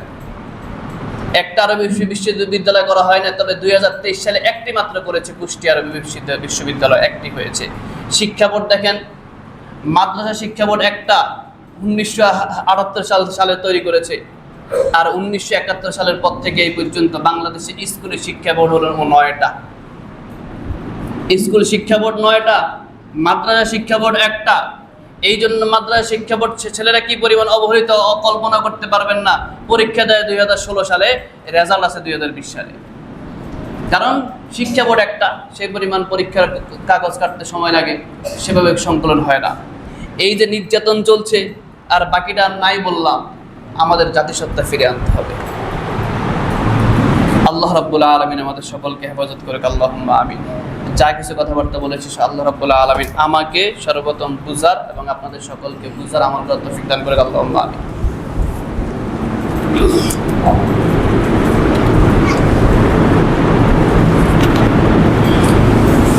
খুতবা শেষ কয়টায়? একটা 15 হ্যাঁ, 20 পর্যন্ত। আলহামদুলিল্লাহ, আসসালাতু ওয়াসসালামু আলা মান লা নাবিয়্যা বা'দা। সম্মানিত হাজিরিন, প্রথম খুতবায় আমরা তো যা কিছু বলেছি আশা করি আপনারা বুঝতে পেরেছেন। মহান মালিক আমাদের সকলকে হৃদয়ের আবেগের কথাগুলো ছিল, তো কষ্ট পাবেন না আপনারা খুব। আমি আপনাদেরকে একটা দ্বিতীয় খুতবা একটা হিন্স দিই, সেটা হলো ওই যে মুসলমানদের জাতিসত্তা ভুলিয়েছে কারা? ইন্নাল্লাযীনা ফাররাকু দীনাহুম, আপনারা জানেন যে মুসলমানদেরকে দলে দলে বিখণ্ডিত করে জাতিসত্তা ভুলিয়ে মুসলমানদেরকে পথভ্রষ্ট করছে কারা? তার একটা দলিল দেই।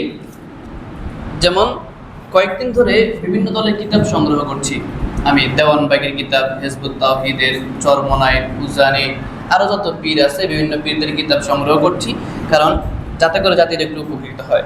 এই যে মাওয়ায়েজ ইসহাকি একটি কিতাব আছে, এই কিতাবটা মাওলানা সৈয়দ মোহাম্মদ মুমতাজুল করিম অর্থাৎ চরমনাই পীর সাহেবের বড় সাহেবজাদা লিখেছেন। এটা হলো মাওয়ায়েজ ইসহাকিয়া, চরমনাই সৈয়দ মোহাম্মদ ইসহাক সাহেবের নিজের ওয়াজ, যিনি চরমনাইয়ের প্রতিষ্ঠাতা। তো এই কিতাবের 8 নম্বর পৃষ্ঠায় তিনি 8 নম্বর পৃষ্ঠায় বলেন যে এমন একদিন গেছে যে ওয়াজের আসর দেখা গেছে, আসর, যে উনি যখন ফরিদপুরে একদিন ওয়াজ করতে গিয়ে বললেন, মেয়েরা ওয়াজে যখন জিকির টান দিলেন তখন জমিন জিকির করতেছে, জমিনে ভূমিকম্প শুরু হয়ে গেছে। পীর বলতেছেন যখন তিনি ওয়াজ শুরু করলেন, জিকিরের টান দিলেন, তখন কি হলো? জমিনে ভূমিকম্প হয়ে গেছে, মানুষ সব এদিক সেদিক কাত হয়ে পড়ে গেছে। তখন তিনি মানুষদেরকে জিজ্ঞাসা করলেন, আপনাদের অবস্থা কেন? তখন মানুষ বলতেছে, জমিন তো লাফালাফি করতেছে, তখন পীর সাহেব বলতেছে, দেখছেন আপনারা ওয়াজ শুনেন না, জমিনে ওয়াজ শুনে। এরপর এই কিতাবের 9 নম্বর পৃষ্ঠায় তিনি ঢাকার একজন বড় অফিসারের কথা বললেন, যে একদিন তিনি কাঁদতে কাঁদতে এসে বললেন যে হুজুর, আপনি যে ওয়াজ করেন, ওয়াজের মধ্যে বলেন যে কারোর কবরটা একটা আগুনের কুয়া হয়ে যাবে, কোথাও কোনো ফাঁক থাকবে না, সর্বত্র আগুন আর আগুন থাকবে। এটা আমার যুক্তিতে আসে না। কেননা দেখি কবর মুর্দাকে দাফন করা হয়, কয়েকদিন পর কবরটা ভেঙে যায়, কবরে আবার আগুন থাকে, এটা আমার বিশ্বাস হতে চায় না। তো কিন্তু হুজুর, একদিন আমার ভাগ্নের মৃত্যু হলো, আমি মাটি দিয়ে একটু পূর্ব দিকে গেলাম, জমিনের উপর পা রেখেছি, সেখানে কবর ছিল, কিন্তু আমার জানা ছিল না পা রাখার সাথে সাথে পায়ে আগুন লেগে গেল, সম্পূর্ণ পায়ে ঠোসা পড়ে গেল। আমি চিৎকার করে দৌড় দিলাম। পীর সাহেব বলতেছে, ওই পুলিশের ওই বড় অফিসারের পায়ে যে আগুনের ঠোসা লাগছে, ওই ঠোসা আমি দেখেছি। চিন্তা করছেন? এবার আসেন, এই কথা বলার উদ্দেশ্য আছে, একটু পরে বলছি। এই কিতাবের 10 নম্বর পৃষ্ঠায় এরপরে বলছে যে তোমরা যদি নামাজ না পড়ো, তোমাকে দোজখে 7000 বছর থাকতে হবে, এটা জাল হাদিস। এরপরে আরো বলতেছে, কানে তো শুনলেন, কিন্তু কোনো আলেমে দেখা সাধ্য নেই যে কবরে কি অবস্থা হবে যদি আপনি হালকায় জিকির করেন, যদি আপনি চরমনায় হালকায় জিকির করেন, মাদ্রাসায় কায়েম করেন, মাদ্রাসায় যদি আপনি দান সদকা টাকা পয়সা দেন, তাহলে কি হবে? আপনাকে 8000 মহলওয়ালা বেহেশত দেওয়া হবে। কত হাজার মহল্লা? 8000 মহলওয়ালা বেহেশত দেওয়া হবে। কি করলে? চরমনায় জিকির করলে এবং তাদের মাদ্রাসায় টাকা পয়সা দান করলে, তাদের পীর সাহেবের ওয়াজ শুনলে আপনাকে 8000 মহলওয়ালা জান্নাত দেওয়া হবে। এই কিতাবের 10 নম্বর পৃষ্ঠায়। এরপরে আসেন, এরপরে তিনি লিখছেন এই কিতাবের 15 নম্বর পৃষ্ঠায় যে কেউ যদি সেজদায় যায়, সেজদায় গিয়ে যখন মাবুদ বলে টান দেয়, মাবুদ বলে সেজদায় গিয়ে যখন টান দেয়, তখন কি হবে? আল্লাহ তাআলা তার নূরের চাদর তার কপালে বিছিয়ে দিবেন। নাউজুবিল্লাহ। এটা জাল হাদিস। এরপরে তিনি তার মাওয়াইজ বলছেন এই কিতাবে 16 নম্বর পৃষ্ঠায় যে ওনার বয়স 65 বছর। 65 বছর উনি এক ওয়াক্ত আল্লাহর ফজরে এক ওয়াক্ত নামাজও কাজা করে নাই। বলতেছে আপনাদের ভাই যে ফজলুল করিম আছেন, তিনিও এক ওয়াক্ত নামাজও কাজা করে নাই, ওনার স্ত্রীও এক ওয়াক্ত নামাজও কাজা করে নাই। ঠিক আছে, এখন এটা তো ভালো কথা, পীর সাহেব নামাজ কাজা করবেন, এটাই তো স্বাভাবিক। পীর সাহেবের ছেলে স্ত্রী নামাজ কাজা করবেন, এটাই তো স্বাভাবিক। কিন্তু অস্বাভাবিক হলো কি? অস্বাভাবিক হলো তিনি বলতেছেন এটা তো কোনো জাতা বিষয় না, এটা হলো এমন একটা বিষয় যে কে যেন প্রতিদিন সকালবেলা ফজরের সময় এসে আমাদেরকে ঘুম থেকে উঠিয়ে দেয়। ওনারা নিজে নামাজ পড়ে না, বরং ওনাদেরকে কে যেন এসে উঠাইয়া দেয়। এই কিতাবের 17 নম্বর পৃষ্ঠায় তিনি লিখলেন যে তোমরা আমারে তোমাদের উকিল বানাইছো, কবরের উকিল। মানে পীর সাহেব হলো তাদের কবরের উকিল, এবং এই পীর সাহেব 5টা মামলার জন্য, 5টা মামলা নিয়ে আল্লাহ তাআলা 5টা মামলা করবেন আপনাদের জন্য। এই 5টা মামলা নিয়ে পীর সাহেব দৌড়াবেন আপনাদের পিছনে। এরপরে বলতেছে, আমি আমার পীর সাহেবের পিছনে দৌড়াইছি, এই জন্য আপনারা আমার পিছনে দৌড়ান। 5টা মামলা নিয়ে কাল কিয়ামতের ময়দানে আপনাদের উকিল হিসেবে তিনি উঠবেন। বুঝলেন নাই? মুরিদের উকিল হিসেবে তিনি 5টা মামলা নিয়ে দাঁড়াবেন। উনি ওনার পীরের পিছনে সারা জীবন দৌড়াইছে, আপনারাও ওনার পিছনে দৌড়ান। এরপরে আছে এই কিতাবের 20 নম্বর পৃষ্ঠায় আছে, সূর্য যখন 3500 বছর রাস্তার উপরে তার বুক উপরের দিকে উঠে পেট নিচের দিকে থাকবে, রাত দিন 70,000 ফেরেশতা বরফ ছিটাইতেছে। আমাদের দুনিয়ায় যে সূর্য আছে, এই সূর্যের তাপ এতটাই বেশি, 70,000 ফেরেশতা নাকি বরফ ছিটাইতেছে, কিন্তু আমরা কোনো সময় বরফ দেখলাম না। পীর সাহেব বলতেছে সূর্য কি বরফ ছিটাইতেছে, 70,000 ফেরেশতা। এরপরে 21 নম্বর পৃষ্ঠা রেখেছেন যে আল্লাহ তাআলা বলবেন, ঘোষণা করবেন, যায় রাসূল আপনার পিছে যে কোটি কোটি লোক দাঁড়িয়ে আছে, যেমন বরফির আব্দুল কাদের জিলানী আছে, খাজা মঈনুদ্দিন চিশতি আছে, কুতুবুল আলম মাওলানা রশিদ আহমদ গাঙ্গুহি আছে, আল্লাহর কুতুব সরমনের পীর সাহেব আছে। ঠিক আছে, আল্লাহ এদের নাম ধরে ঘোষণা রাখ দিবেন যে আপনার নবী, আপনার পিছনে এমুক অমুক পীর সাহেব আছে, এমুক পীর সাহেবদেরকে দিয়ে ওদের উপরে সূর্যের গরম হারাম, ওদেরকে নিয়ে আপনি কি করেন? যদি এরা বেশিক্ষণ জমিনের মধ্যে থাকে তাহলে জমিনে সূর্যের আলো দেওয়া হারাম হয়ে যাবে, ওদেরকে নিয়ে আপনি দ্রুত জান্নাতে প্রবেশ করেন। তো শুধু আফসোস হলো শুধুমাত্র চরমনায়ের সব পীরদেরকে বলবে, বাংলাদেশে আরো বহুত পীর আছে, ঠিক না? ওই পীরদের কথা বলবে না।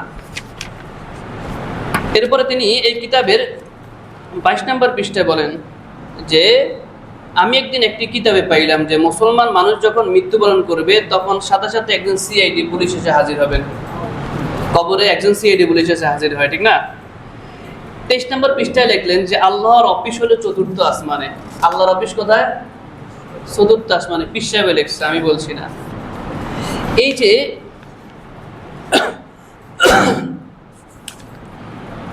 আল্লাহু আকবার। যাই হোক, এই যে কথাগুলো, যে ফেরাউনের কথা তিনি বললেন যে ফেরাউন যখন সাপ দিয়ে মুসা আলাইহিস সালামকে সাপের ঘটনা আপনারা জানেন, তখন পীর সাহেব বলছে ওই সময় ফেরাউন যে জাদুকরদেরকে পাঠাইলো, এই জাদুকররা মুসা আলাইহিস সালামের মতো পোশাক পরে আসছে যুদ্ধের ময়দানে। সেখানে তো তারপরে সাপ দিয়ে হলো, আপনারা জানেন সাপের কাহিনী হলো। এরপর সব জাদুকররা তো মুসলমান হয়ে গেল। এখন মুসা আলাইহিস সালাম আল্লাহকে বলতেছে যে আল্লাহ, ফেরাউন তো মুসলমান হইল না, সব জাদুকর মুসলমান হইল। এখন পীর সাহেব বলতেছে যে আল্লাহ তখন বলছে যে না, এই যে জাদুকররা তোমার মতো পাঞ্জাবি পরছে, তোমার মতো টুপি পরছে, এই জন্য আল্লাহ তাদেরকে মুসলমান বানায় দিছে। ফেরাউন তো তোমার মতো পাঞ্জাবি পরে নাই, এই জন্য এখন থেকে চরমনায়ওয়ালা পাঞ্জাবি পরতে হবে, কারণ চরমনায়ের পোশাকটা সুন্নতি পোশাক। এরপর পীর সাহেব বলতেছে যে এই কিতাবের 29 নম্বর পৃষ্ঠায় আমি আপনাদেরকে অনেককে দেখছি যে আপনারা জাহান্নামের কিনারে বসে আছেন, মুরিদরা জাহান্নামের কিনারে বসে আছে, পীর সাহেব দেখতেছেন। এরপর আসেন মূল কথা। এই কিতাবের 29 নম্বর পৃষ্ঠায় শেষের দিকে আসে, তিনি বলতেছে যদি আল্লাহ তাআলা বলেন, সমস্যা হলো এই জায়গায়, পয়েন্ট টু বি নোটেড। 29 নম্বর পৃষ্ঠায় জাতিকে যে যুগ যুগ ধরে জাতিকে যে পথভ্রষ্ট করছে তার একটা এক্সাম্পল হলো পীর সাহেব এই কিতাবের 19 নম্বর পৃষ্ঠায় শেষে সূরা নূরের 36 নম্বর আয়াত কিনেছেন। ধোঁকা কাকে বলে? সূরা নূরের 36 নম্বর আয়াত, ইউসাব্বিহু লাহু ফিহা মিনাল গুদুই ওয়াল আসল, অর্থাৎ সকাল ও সন্ধ্যায় তার পবিত্রতা মহিমা ঘোষণা করো।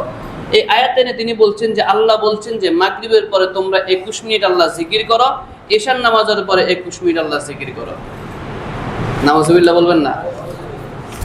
এই যে ধোঁকাগুলো জাতিকে দিচ্ছে, এই দুই টাইম কেউ যদি জিকির করে তাহলে আল্লাহ তাআলা তার গুনাহ খাতা মাফ করে দিবেন, এবং আসমানের সমান হলেও যদি তার গুনাহ খাতা আসমানের সমান হয় আল্লাহ তাআলা তার ক্ষমা করে দিবেন। এরপরে আসেন চরমনায় লাফালাফি নিয়ে যে আপত্তিগুলো মানুষের আছে। এই কিতাবের 31 নম্বর পৃষ্ঠায় তিনি সেই বিষয়ে কথা বলছেন যে বরিশালের মাওলানা এসাক সাহেবের হাতে মুরিদ হলেই মানুষ শুধু লাফায় কেন? 32 নম্বর পৃষ্ঠায় তিনি বলছেন আপনারা কি এটাকে কোনো জাতা দরবার মনে করছেন? আপনি মনে করছেন যে আপনার ওই যে বলতেছে অন্য পীরের মুরিদ হলে লাফালাফি করে না, চরমনের মুরিদ হলে শুধু লাফালাফি করে। পীর সাহেব বলতেছে এটা কি কোনো জাতা দরবার? আপনি কোন দরবারে গেলেন, কোন দরবারে সবক নিচ্ছেন? এই দরবারে সবক হলো 126 তরিকার সবক। কত তরিকার সবক? 126 তরিকার সবক। এই সবকের অনেক তেজ। এই তরিকার জিকির অল্প কিন্তু তার তেজ অনেক বেশি। 33 নম্বর পৃষ্ঠায় বলছে এই তেজ এতই বেশি, কেউ যদি দৈনিক 21 মিনিট, সকালে 21 মিনিট, বিকালে 21 মিনিট জিকির করে তাহলে সে ইচ্ছারম লাফালাফি করতে পারবে। এবং সে যদি চিৎকার দেয়, নামাজের ভিতরে তারা চিৎকার দেয়, সব জায়গায় চিৎকার দেয়, এটা নাকি আল্লাহর ইশকের মাধ্যমে চিৎকার দেয়। কেউ যদি এদের বিরুদ্ধে কোনো কথা বলে, যারা চিৎকার চেঁচামেচি করে, এদের বিরুদ্ধে যদি কেউ কথা বলে তাহলে আপনি যেন আল্লাহর ওলির বিরুদ্ধে কথা বললেন এবং আল্লাহর ওলির বিষয়ে আপনি মজাক ঠাট্টা করলেন। 35 নম্বর পৃষ্ঠায় বলছে আল্লাহ সরাসরি আপনার সাথে যুদ্ধ ঘোষণা করবেন। নাউজুবিল্লাহ বলবেন না? এই তো কয়েকটা মাত্র পৃষ্ঠা পড়েছে, আরও তো আছে। তো যাই হোক, এমন বিভ্রান্ত দিয়ে যেই জাতি তাদের ধর্ম সাজিয়েছে তারা তো জাতিকে গাফেল পথভ্রষ্ট করবে, তাদের কাছ থেকে আর কি আশা করা যায়? প্রিয় দর্শক শ্রোতা, প্রিয় ভাই বোনেরা, প্রিয় দিনী ভাইরা, আল্লাহ রাব্বুল আলামিন সকল বিভ্রান্তি থেকে আমাদেরকে হেফাজত করে। আল্লাহুম্মা আমিন। পরিশেষে ইমাম সাহেবের কথা বলি। এই মসজিদের আপনাদের ইমাম খতিব সাহেব, তিনি বললেন এই মসজিদটা যখন ছাতার ছাউনি ছিল, কাপড়ে ছিল, তখন মুসল্লিরা অনেক কষ্ট করে এসে এখানে সালাত আদায় করতেন, তখন ভরপুর মুসল্লি ছিল। এখন এত সুন্দর মসজিদ হয়েছে কিন্তু মুসল্লি নাই। মাঝে মধ্যে আসরের সালাতে একা একা পড়তে হয়, এরপর আবার ফজরের সালাত একা একা পড়তে হয়, বিভিন্ন সময় সালাত একা একা পড়তে হয়। এটা তো দুঃখ এবং লজ্জাজনক বিষয়। যাই হোক, এরপরে কোরআন, ইমাম সাহেব তো কোরআন শিখান 5 ওয়াক্ত সালাতের পরে। আলহামদুলিল্লাহ, আপনারা তো সৌভাগ্যবান ইমাম পেয়েছেন যে তিনি রাজি 5 ওয়াক্ত সালাতের পরে কোরআন শিখাবেন। আর কেউ যদি আমার বাইন্দেও যদি বলে যে আপনি আমার কোরআন পড়ান, আমার তো সময় নেই। আর ভদ্রলোক ইমাম সাহেব কোরআন পড়ানোর জন্য রেডি, মুসল্লিরা কোরআন পড়তে চায় না। হায় হায়, কি দুর্ভাগ্য এই জাতির। ইমাম সাহেব কোরআন পড়াবেন, আপনারা কোরআন পড়বেন, পাশাপাশি মসজিদটা আবাদ করবেন তো ইনশাআল্লাহ। কষ্ট দিবেন না, আলেমদেরকে কষ্ট দিবেন না। আর মসজিদ নাকি একা একা সালাত পড়তে হয় মাঝে মধ্যে, এটা তো একেবারে লজ্জা দুঃখজনক বিষয়। অবশ্যই এই বিষয় কর্তৃপক্ষ এবং আশেপাশে যারা মুসল্লি আছেন, যত দূর হোক, ওই যে অনেকে বলেন যে না 5-10 মিনিট লাগে মসজিদে আসতে, তা আপনি যদি তাহলে ওই সাহাবীদের ইতিহাসটা আপনার শোনা দরকার, যে সাহাবীরা রাসূল যখন বলেছে প্রত্যেকটা কদমে 10টি নেকি হয়, প্রত্যেকটা কদমে 10টি গুনাহ মাফ হয়ে যায়, 10টি দরজা বুলন্দ হয়, তখন সাহাবায়ে কেরাম মসজিদের মদিনা থেকে বাড়িঘর আরো দূরে সরায় নিতেছেন। আগে বাড়িঘর ছিল 10 কিলোমিটার, কথার কথা 10 হাত দূরে, এখন নিছেন 100 হাত দূরে, 100 কদম দূরে, যাতে মসজিদে আসতে সওয়াব বেশি হয়। তাহলে আমরা তো সেই জাতি, আমরা তো সেই সালফে সালেহিনদেরকে মানে সেই সালাত অনুসরণ করি, আমাদের সাথে তার অন্যদের তুলনা হবে না। তো যাই হোক, আল্লাহ রাব্বুল আলামিন আমাদের সকলকে বুঝার এবং আমলে সালেহ করার তৌফিক দান করুক, আল্লাহুম্মা আমিন। অনেক কথা বলেছি, টাইম লস করে ফেলেছি, ক্ষমা সুন্দর দৃষ্টিতে দেখবেন। যদি কোনো ভুল ব্যাধি হয়ে থাকে যে খুতবায়, আমাকে ক্ষমা করে দিবেন, আমিও ক্ষমা করে দিচ্ছি। আল্লাহ রাব্বুল আলামিন আমাদের সকলকে দ্বীনের জন্য কবুল করুক, আল্লাহুম্মা আমিন। পরিশেষে কঠিন পরিস্থিতি অপেক্ষা করছে, দ্বীন হকের উপরে টিকা অনেক কঠিন, কারণ চতুর্দিক থেকে চতুর্মুখী দল দ্বীন হককে ধ্বংস করার জন্য। দেখেন, শুধুমাত্র দ্বীন হকটাকে ধ্বংস করার জন্য ষড়যন্ত্র হবে, বাতিলদেরকে ধ্বংস করার জন্য ষড়যন্ত্র হবে না। দেওয়ানবাগি, কাদিয়ানি, বন্ড যত আছে, দিন দিন তাদের অনুসারী বাড়বে, তাদের দরবারে গরু ছাগল বাড়বে, তাদের মুরিদ বাড়বে। এটা দেখে আপনি ঈর্ষান্বিত হওয়ার কোনো কারণ নেই, কারণ তাদের বিরুদ্ধে, তাদেরকে ধ্বংস করার জন্য কোনো ষড়যন্ত্র হবে না, ষড়যন্ত্র হবে আপনাকে, হককে ধ্বংস করার জন্য ষড়যন্ত্র হবে। আল্লাহ রাব্বুল আলামিন সকলকে কবুল ও মঞ্জুর করুক, আল্লাহুম্মা আমিন। আসসালামু আলাইকুম ওয়া রাহমাতুল্লাহি ওয়া বারাকাতুহু। সুবহানাকাল্লাহি ওয়া বিহামদিহি।